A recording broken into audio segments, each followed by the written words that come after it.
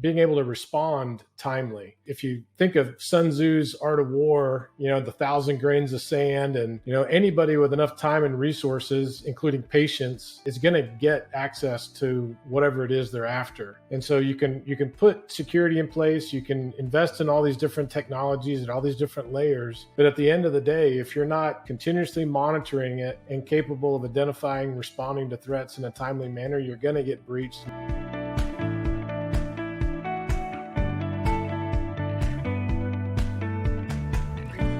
My thoughts about the current landscape and some of the examples related to the MGM hack and some of the other Okta clients, other companies using Okta, is that one, cyber threats are going to continue to evolve. So regardless of what safeguards we put in place, bad guys are going to figure out how to use that against us, or just be patient enough to know that at some point there's going to be a vulnerability in whatever it is. Secondly is being able to respond timely. If you think of Sun Tzu's Art of War, the 1,000 grains of sand, and anybody with enough time and resources, including patience, is going to get access to whatever it is they're after. And so you can put security in place, you can invest in all these different technologies and all these different layers, but at the end of the day, if you're not continuously monitoring it and capable of identifying, responding to threats in a timely manner, you're going to get breached and you're going to have an issue similar to some of these companies in the news lately. It's just a matter of time. It's a game of statistics, and bad guys know that. And what makes that even worse, and I think we see that in these recent cases, is that bad guys are also starting to collaborate and work better together. So with MGM as an example, one hacker group is really good at a social engineering attack where they call and get passwords reset and accounts reset. And then once they have the access that they need to the network, they collaborate with another group that's really good at ransomware and how to carry out those types of attacks. So collectively, they're more effective and successful as they would be than they would be on their own.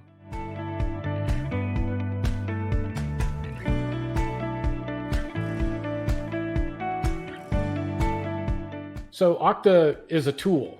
And just like a hammer, I can break a window with a hammer, even though it's designed to hit a nail. Okta can give you access to stuff you shouldn't have, or it can facilitate an attack because it's a tool that's used for identity access management. Now, if the procedures and the people that are managing that tool are vulnerable to an attack, social engineering attack as an example, if I can get them, the people, to give me access to a privileged account within Okta, I can now use my Okta privileged account to get access to other stuff. Tools are tools. If they're not managed and maintained with good policies, procedures, governance, monitoring, and there's things that you can set up. As an example, if Bob is the administrator in a particular system and Bob lives in Nevada, normally Bob would log in from Nevada. But if Bob all of a sudden starts logging in from Europe, some other geographically separated area, there should be an alert, some prevention, some response to that. And so that's kind of what I'm saying is you can't look at protecting your organization with cyber technology without also understanding what the risks are so that you can start monitoring for the deviations from what's expected to be normal in order to be able to identify and respond timely to potential threats.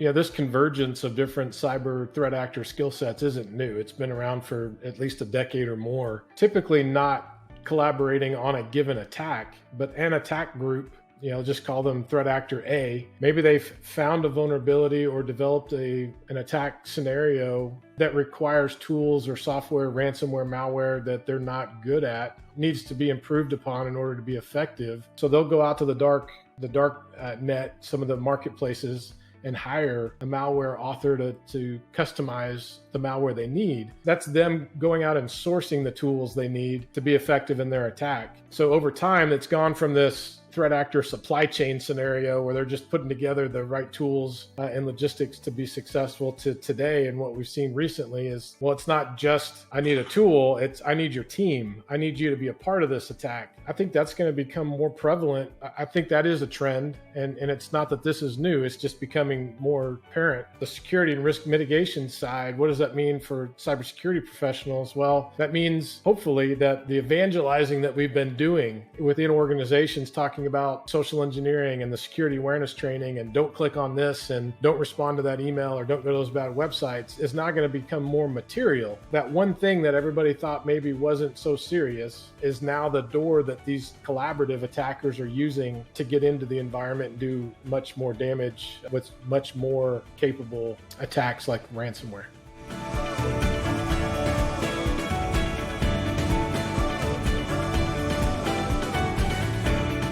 It's a message that I think's been around for a long time. Social engineering is an important threat to consider in every organization. People are always your biggest weakness. So they're your insider threat. They've already got access to stuff. Their consistency and effectiveness in their job changes from day to day. They could be just having a bad day. They're not a happy employer.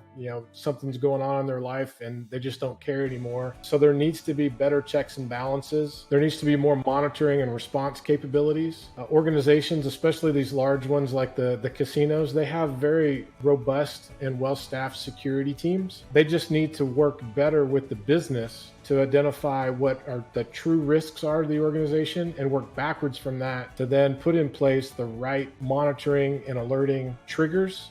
When bad stuff does happen, similar to this attack, they can identify it very quickly, start to validate, did Bob really need to log in? Are these new access locations legitimate? Or do we need to start responding and shutting things down and changing passwords and locking these bad guys out? So the quicker you can do that, and that's really the message today, invest in good cyber hygiene, invest in good training, but also invest heavily in your ability to identify and respond to incidents. When it does happen, and it will happen, you can mitigate the impact, the duration, and the cost of that cyber incident.